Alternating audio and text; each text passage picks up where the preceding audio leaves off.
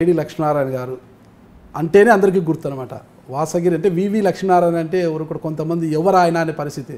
JD లక్ష్మీనారాయణగా అంత ప్రాచుర్యం పొందిన మీరు రాజకీయాల్లోకి వచ్చిన తర్వాత ఆ స్థానం నిలబెట్టుకోలేకపోయారు. గతంలో ఒక అధికారిగా అంటే సిబిఐ జాయింట్ డైరెక్టర్గా మీరు ఉన్న సమయంలో ఒక హీరోగా ముద్ర వేసుకున్న మీరు రాజకీయాల్లోకి వచ్చాక జీరో అయ్యారంటున్నారు. మీరేమంటారు దానికి? మీ అనుభవం చాలా తప్పు. మీరు ఏదైతే జీరో అని ఎంఫసైజ్ చేస్తున్నారో అది మీ ఇంటర్వ్యూ నన్ను ఏం చేయాలనుకుంటున్నారో అన్న మీ ధోరణి కూడా నాకు అర్థమైంది. నేను రాజకీయాల్లో 2 నెలల వయసు ఉన్నవాడిని. రాజకీయాలు అన్నవి ఏంటంటే అది అతి ఉత్తమమైన సేవ చేయడానికి ఒక అవకాశం మన రాజ్యాంగంలో కానీ మన ప్రజాస్వామ్యంలో కానీ. దాంట్లో ఏంటంటే ఒక ఫేజెస్ ఉంటాయి. ప్రతి 5 సంవత్సరాలకి ఎలక్షన్స్ జరుగుతుంటాయి, ప్రతి అనేక ఎలక్షన్స్ వస్తుంటాయి. కాబట్టి ఇదొక ప్రయోగంగా ముందుకు వెళ్ళాం. అంటే మీరు ఎలా మాట్లాడుతున్నారంటే ఇంకా ఈ తర్వాత ఎలక్షన్లే జరగవు దేశంలో అన్నట్టుగా మాట్లాడుతున్నారు. కాబట్టి ఎలక్షన్ల ప్రక్రియ అన్నది ఒక ఇది ఎలక్షన్లో ప్రజలు వాళ్ళ దీన్ని బట్టి కోరుకుంటుంటారు. కాబట్టి ఒక్కసారి ఏదో ఎలక్షన్లో మనకు వాళ్ళు కోరుకోలేదన్నంత మాత్రాన మనం నిరుత్సాహపడాల్సిన అవసరం లేదు. 2 సీట్లతో మొదలైన బీజేపీ ఈరోజు 303 సీట్లు తెచ్చుకుంది. 23 సంవత్సరాలు ఇమ్రాన్ ఖాన్ వెయిట్ చేశారు. కాబట్టి ఏంటంటే ఇది ఒక లాంగ్ ప్రాసెస్ దీంట్లో. ఎందుకంటే ప్రజలు మన గురించి తెలుసుకోవాలి, ప్రజలు మన ఆలోచనలతో ఏకీభవించాలి, వాళ్లకు మనం వాళ్ళ దీంట్లో రావాలి. ఇదంతా ఒక ప్రక్రియ. సో ఈ ప్రక్రియలో ఒక భాగం ఈసారి ఒక ప్రయోగంగా చేయడం జరిగింది. కాబట్టి ఇది ముందుకు తీసుకెళ్దాం. మేమేమీ చేయదలుచుకోలేదు సార్, ఇంటూ చేయదలుచుకోలేదు. కానీ నేను జీరో అన్న విషయం మిమ్మల్ని బాధించవచ్చు. ఒక్కటి నేను చెప్తాను సార్, ఒక్కటి సార్. బాధ లేదు నాకు. మీరు అన్నారు ఇప్పుడు మీరు నన్ను ఏం చేయదలుచుకున్నారు నాకు అర్థమవుతుంది, మీ మోదీ అర్థమవుతుంది. ఎలా ఉంటుందంటే మొదటి ప్రశ్నలోనే మనిషిని కొంచెం లాగేసి ఆ తర్వాత మీరు నడిపిద్దాం అన్నది ఇంటర్వ్యూలో చాలా ఇంటర్వ్యూలు అటెండ్ చేశాను నేను. ఎప్పుడు కూడా దాని గురించి నేను చెప్తున్నాను. నా కూలి ఇలాగే ఉంటుంది సార్. మీరు ఎన్నన్నా కూడా నేను నా ఇవ్వాల్సిన సమాధానాలు నేను ఇస్తాను. అదే నాకు కావాలి సార్, అదే నాకు కావాలి. హ్యాపీగా నేను అదే స్వీకరిస్తాను. ఒక్కటి కానీ మీరు ఫీల్ అయి ఉంటారేమో, ఏం ఫీల్ నేను ఆన్సర్ చెప్తాను. ఒక్కటి సార్, జేడి లక్ష్మీనారాయణ గారు అంటే అంతకుముందు అంటే మీరు సిబిఐలోకి రాకముందు, దేశంలోనే అత్యున్నత వ్యవస్థ అయిన సిబిఐలోకి మీరు రాకముందు వరకు ఎవరికి తెలియదు మీరు, ఓకేనా? ఎప్పుడైతే మీరు వచ్చి జాయింట్ డైరెక్టర్ గారు చేపట్టి సత్యం రామలింగం కేసు కావచ్చు, జగన్మోహన్ రెడ్డి గారి కేసులు కావచ్చు ఛేదించి అవన్నీ కూడా ఛార్జ్షీట్లు నమోదు చేస్తుంటే ఒక్కొక్కటి మొత్తం సంచలనాలు రేపారు. అప్పుడు మీకు ఫ్లెక్సీలు వెలిసాయి, మీకంటూ అభిమాన సంఘాలు ఏర్పడ్డాయి. జేడి లక్ష్మీనారాయణ గారు అంటే అభిమాన సంఘాలు వచ్చి ఎక్కడ చూడు జేడి అనేది ఒకటి అయిపోయింది, ఒక బ్రాండ్ అయిపోయింది. అంటే వివి లక్ష్మీనారాయణ కాస్త జేడి లక్ష్మణ ఒక బ్రాండ్ అయిపోయింది.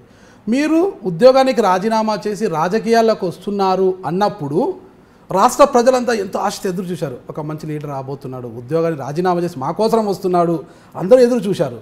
అన్ని పార్టీలు ఎదురు చూశాయి. బీజేపీ లాస్ట్ వరకు అధ్యక్ష పదవి జేడి లక్ష్మీనారాయణ గారికి అన్నట్టుగా వేచి చూశాయి. చివరికి మీరు రారేమో అని కన్నా లక్ష్మీనారాయణ గారికి ఇచ్చేశారు. టీడీపీలోకి వెళ్తున్నారు టీడీపీ ఎదురు చూసింది. తీరా జనసేనలోకి వచ్చిన తర్వాత కూడా ఏ పార్టీలోకి అయితే లక్ష్మీనారాయణ వెళ్తారో ఆ పార్టీ నల్లేరుపై నడకే ఇక విజయం అనేది అందరూ భావించారు. కానీ జేడి లక్ష్మీనారాయణ గారు బరిలోకి దిగిన తర్వాత ఎవరైతే హీరోగా చూశారో అదే ప్రజలు ఓట్లు వేయకుండా ఏం చేశారన్నది నా ప్రశ్న. అందుకు జీరో అయ్యారా అంటున్నా. అంటే మిమ్మల్ని హీరోగా చూశారు మీరు రాజకీయాలకు రాకముందు వరకు, వచ్చిన తర్వాత నాకు 2,88,737 ఓట్లు పడ్డాయి సార్. 0 ఓట్లు పడ్డాయి. ఇక్కడ ఎన్ని ఓట్లు వచ్చాయనేది కాదు సార్, 3rd ప్లేస్లో మీరు నిలబడ్డారు. అంటే వైసీపీ విజయం సాధించింది, TDP 2nd place, 3rd place ఉంది. నిలబడిన ప్రతి ఒక్కరికి 1 నుంచి 100 లోపు ఖచ్చితంగా ఓట్లు పడతాయి సార్. స్వతంత్ర అభ్యర్థులకు సైతం నేను నిలబడ్డా కూడా నాకు 10 ఓట్లు పడచ్చు. నాకు 2,88,000 10 మంది అభిమానులు ఉంటారు మీకు అభిమానులు. కానీ మీరు గెలుస్తారు అని అందరూ ఊహించారు. మీకు కొత్త వ్యక్తి కాదు, మీరు ఎవరికి తెలియకోకుండా అనుకోకుండా రాజకీయాలకు రాలే. గోరంట్ల మాధవ్ గారు అనుకోకుండా నెల రోజుల ముందు అనుకొని రాజీనామా చేసి రాజీనామా ఆమోదించబడకపోతే కూడా కోర్టుకు వెళ్ళి చేసుకొని రాజకీయాల్లోకి వచ్చి ఈరోజు 1,40,000 ఓట్ల మెజార్టీతో గెలుపొందాడు. ఆయన కొత్త వ్యక్తి, ఒకవేళ ఆయన ఓడిపోయినా పర్వాలేదు లేదు. కానీ మీరు అంతకుముందే ఒక ఫేమ్ అయిపోయారు, ఒక సెలబ్రిటీ అయిపోయారు మీరు.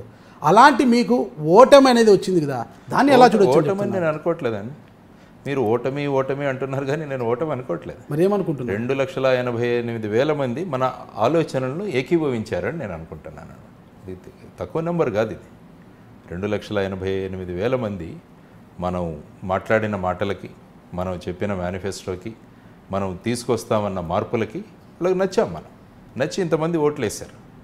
కాబట్టి ఈ సంఖ్య పెరుగుతూ పోతుంటుంది. కాబట్టి ఇదొక, నేను అదే చెప్పాను, ఇదొక ప్రయాణం. ఒక ప్రయాణంలో ఒక స్టేషన్లో ఆగాము ఈరోజు. ఈ ట్రైన్ నడుస్తుంటుంది, ఈ ట్రైన్లో మనం ప్రయాణం చేస్తూ ముందుకు వెళుతూ ఉంటాం. కేవలం ఎక్కుతుంటారు, దిగేవాళ్ళు దిగుతుంటారు. ఈ విధంగా జరుగుతూనే ఉంటుంది అనమాట. దానివల్ల ఒకసారి జరిగిందన్నంత మాత్రాన మనం ఇది కాకుండా ప్రజల్లో మార్పులు తీసుకుందాం. అంటే కేవలం గెలిచినంత మాత్రానే ప్రజల్లో మార్పులు తీసుకొస్తామన్న ధోరణి ఏదైతే ఉందో దాంతో నేను ఏకీభవించాను. మనకు ప్రజల్లో మార్పులు తీసుకోవాలి, వాళ్ళ దీనికి మార్పులు తీసుకురావాలన్న మన ఉద్దేశం ఉంటే ఎక్కడున్నా కూడా మనం తీసుకురావాలి. మీ వల్ల మార్పు వస్తుందని మెజారిటీ ప్రజలు ఆశించలేదు అని అనుకోవచ్చా? అంటే మన ఆలోచనలు వాళ్ళకి ఇంతమందికి వెళ్ళగలిగాయి. 2,88,000 మందికి మన ఆలోచనలు వాళ్ళ దగ్గరికి వరకు వెళ్ళగలిగాం. ఇంకా వెళ్లాల్సింది ఉంది అన్నది మనకు ఇందులో ఒక లెసన్ అనమాట. దాదాపు 5 ఏళ్ల పాటు మీరు అందరికి సుపరిచితులైనా కూడా మీ ఆలోచనలు, మీ విధానము రాష్ట్ర వ్యాప్తంగా మీరు పర్యటనలు చేసినా కూడా మెజారిటీ ప్రజలకు ఇంకా మీ ఆలోచనలు వెళ్ళలేదు, మెజారిటీ ప్రజలకు మీరు చేరువ కాలేకపోయారు అనుకోవచ్చా? తక్కువ సమయం, నేను వచ్చిన తర్వాత 15 రోజుల్లోనే ఎలక్షన్లు అవ్వడం జరిగింది. కాబట్టి ఇంకా ఆ ప్రాంతాల్లో, ముఖ్యంగా ఆ ప్రాంతాల్లోని సమస్యలు ఇంకా వెళ్ళడానికి సమయం కూడా తక్కువగానే ఉందని నేను అనుకుంటాను. మీరు అప్పటికప్పుడు రాజీనామా చేసి ఎన్నికలకు రాలేదు సార్. మీరు రాజీనామా చేసిన తర్వాత రాష్ట్ర వ్యాప్తంగా 13 జిల్లాల్లో పర్యటించారు. అందరికీ నేను రాజకీయాల్లో వస్తానని నేను ఎప్పుడూ రాలేదు. నేను ప్రజా సమస్యలను తెలుసుకుందాం, ఆ తర్వాత నిర్ణయం తీసుకుందాం అని అనుకున్నాను. పార్టీ పెడతామన్నారు, పార్టీ పెట్టడానికి కూడా సిద్ధమయ్యారు, తర్వాత వెనక్కి వెళ్ళిపోయారు. నేను అనలేదు, మీరు ఎక్కడెక్కడో మాటలు తెచ్చి ఇక్కడ దూర్చకండి. నేనేం చెప్పానంటే నేను రాజకీయాల్లో ప్రవేశిస్తానని అక్టోబర్లో నేను నిర్ణయం తీసుకున్నాను. ఆ తరువాత అనేక ఆప్షన్స్ మనం చూసామన్నమాట, ఏ విధంగా రావాలి ప్రజలకు. కాబట్టి మీరు అన్నట్టు అనేక పక్షాలు వచ్చి కలిసాయి, మాకు ఇక్కడ చేరండి, సొంత పార్టీ పెడితే ఎలా ఉంటుందన్నది కూడా ఆలోచన చేయడం జరిగింది. కాబట్టి ఇవన్నీ చూసుకున్న తర్వాత ఈ తక్కువ సమయం వీటన్నిటిలో ఏం చేయొచ్చు అన్న ఉద్దేశంతో ఈ విధంగా ఈ ప్రయాణంలో ముందుకు వెళ్ళామన్నమాట. ఓకే, అందుకు జనసేనని ఎంచుకోవడానికి గల కారణం ఏంటి? జనసేనలో ముఖ్యంగా నాకు నచ్చింది ఏంటంటే జీరో బడ్జెట్ పాలిటిక్స్. నేను మొదటి నుంచి నేను చెప్పిన విధానాలు మీరు చూసుకుంటే రైతుల గురించి, తర్వాత మహిళా సాధికారత గురించి, విద్యా, వైద్యం, జీరో బడ్జెట్ పాలిటిక్స్, ఇవి చాలా ముఖ్యమైనదన్నది నేను నిర్ణయించుకున్నాను. కాబట్టి జనసేనలో కూడా జీరో బడ్జెట్ పాలిటిక్స్ అన్నది ప్రాధాన్యత ఇవ్వడం జరిగిందండి. మీరు వాస్తవం చెప్పండి సార్, మీరు జీరో బడ్జెట్ పాలిటిక్స్ అంటున్నారు. ఖర్చులు పెట్టము, నోట్లు పంచము, మద్యం సీసాలు ఇవ్వము, జీరో బడ్జెట్ పాలిటిక్స్ ఏమంటారు. ఇప్పుడున్న పరిస్థితుల్లో అవి సాధ్యమంటారా? వాస్తవంగా అంటే మీరు ఆత్మసాక్షిగా చెప్పండి, విశాఖ జిల్లాలో మీ జన సైనికులు అంటే మీ జనసేన పార్టీ అభ్యర్థులు ఎవ్వరు కూడా ₹1 కూడా ఖర్చు పెట్టుకోకుండానే ఎన్నికలు చేశారంటారా? చేశాం, చేశాం. అందుకనే ధైర్యంగా చెప్తున్నాం, మేము చేశాము, జీరో బడ్జెట్ పాలిటిక్స్ చెప్పాము, జీరో బడ్జెట్ పాలిటిక్స్తో ముందుకెళ్ళాము మేము. అది మరి అది ప్రజలకు చేరువ కాలేదు కదా? అవుతుంది, టైం పడుతుంది, మార్పు రావడానికి టైం పడుతుంది. మీరు ఎలా చేస్తున్నారంటే ఈ ఎలక్షన్లు అయిన తర్వాత ఇంక ఎలక్షన్లే జరగవన్న దీంతో మీరు మాట్లాడుతున్నారు. పార్టీ అధ్యక్షుడు ఇంకా ఉంది, ప్రయాణం ఉంది. 4 ఏళ్ల పాటు ఒక జేడీగా ఉంటూ అందరి రాష్ట్రంలో అందరి ప్రజల్లో గుండెల్లో కూడా హీరోగా నిలిచిన జేడీ లక్ష్మీనారాయణ గారు ఓటమి పక్కన పెడితే ప్రతిసారి దీని గురించి మాట్లాడకండి.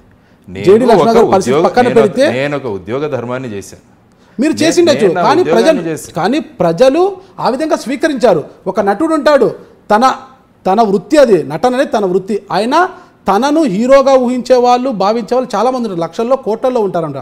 అది తను పట్టించుకోకపోవచ్చు, తన వృత్తి. అలాగే విధి నిర్వహణ మీది, కానీ మీకు అభిమాన సంఘాలు ఏర్పడి మీరు కోరుకోలేదు, నాకు అభిమానులు కావాలి, దీనికి నా అభిమాన సంఘాల కోసం నేను చేస్తాను మీరు కానీ ఏర్పడ్డాయి. అంటే మీ పనితీరు చూస్తూ ఇంకోటి చెప్పండి. ఓకే, మీ పార్టీ అధ్యక్షుడు పవన్ కళ్యాణ్ గారే ఈరోజు 2 చోట్ల గాజువాకలో కావచ్చు, భీమవరంలో కావచ్చు, 2 చోట్ల ఓడిపోయారు. ఒక చోట 2వ స్థానంలోనూ, ఒక చోట 3వ స్థానంలోనూ సరిపెట్టుకోవాల్సి వచ్చింది.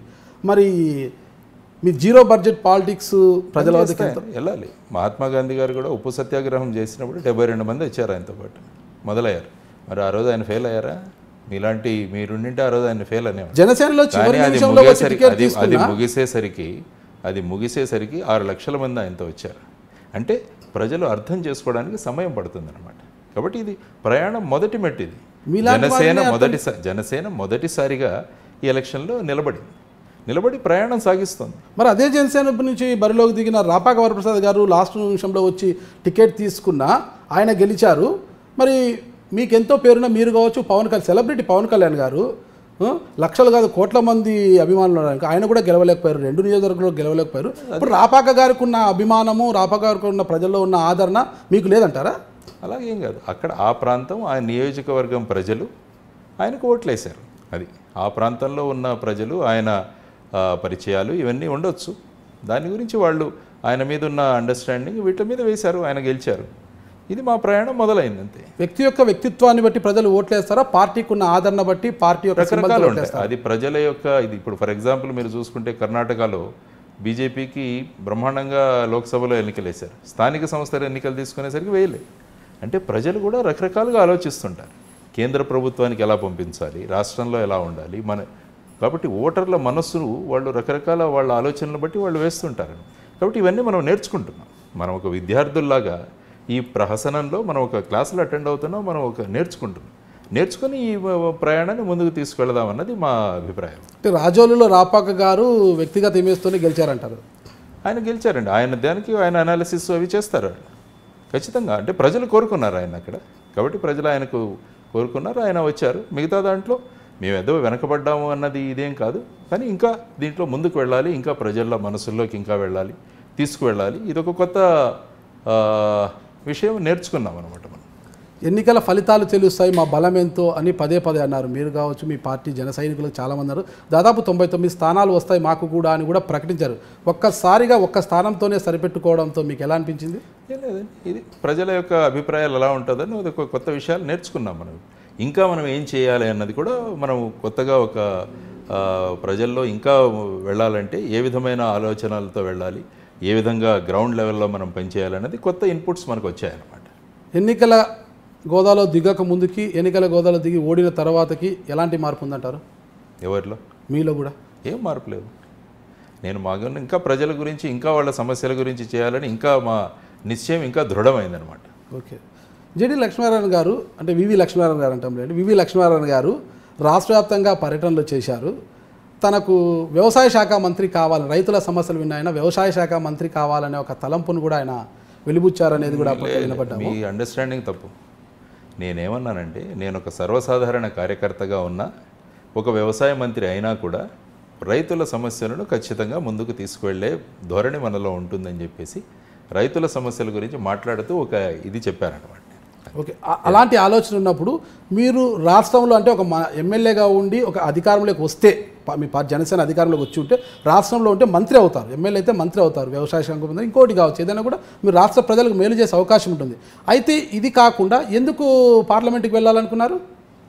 అది పార్టీలో చేరిన తర్వాత పార్టీ నిర్ణయం ఉంటుంది. పార్టీలో చేరిన తర్వాత ఏం వ్యవసాయదారులు లేరా దేశంలో? ఓన్లీ మన ఆంధ్రప్రదేశ్లోనే ఉన్నారా? వ్యవసాయదారులు మొత్తం దేశంలో ఉన్నారు. కాబట్టి దేశ స్థాయిలో కూడా మనం పనిచేసే ఇంటిని చెక్కబెట్టుకొని ఊరిని చెక్కబెడితే బాగుంటుంది అన్నమాట. అయితే రకరకాలుగా ఉంటాయి. మనం అంటే పార్టీ నిర్ణయం తీసుకుంది. ఓట్లేసేది రాష్ట్ర ప్రజలు, మీరు దేశంలో ఎవరో ఏకదో ఉండే రైతుల్ని బాగు చేస్తారు కదా, ఓట్లేసిన వారిని ఫస్ట్ మనము రైతులు మొత్తం దేశం మనకు అన్నం పెట్టే రైతులు మనం బాగు చేయాలి కదా. ఖచ్చితంగా. ఢిల్లీలో 2 రోజులు రైతుల యాత్రలో పాల్గొన్నాను నేను. వెళ్ళి మొత్తం దేశం నుంచి వచ్చిన రైతులతో పాటు నడిచాం 13 కిలోమీటర్లు, వాళ్ళ సుఖదుఖాలు తెలుసుకుంటూ. అంటే మన మనసులో భావాలు ఉండాలి, కానీ మన పొజిషన్ పెద్ద ఇంపార్టెంట్ కాదన్నది నేను చెప్పడం.